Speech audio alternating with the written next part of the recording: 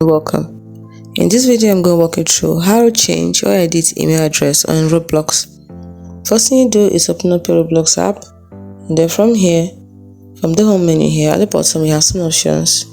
We have home, chat, avatar, party, and more. Tap on more, and then we have some other options here. You don't need all this. All you need is the settings. Tap on settings.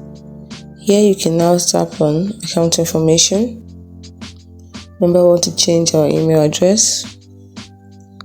Then you can see under here we have verified email address here.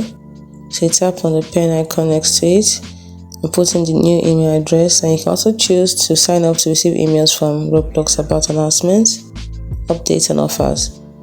This account email will not change until the new email has been verified. So after putting it, you tap on change email, verify your email, and that's it.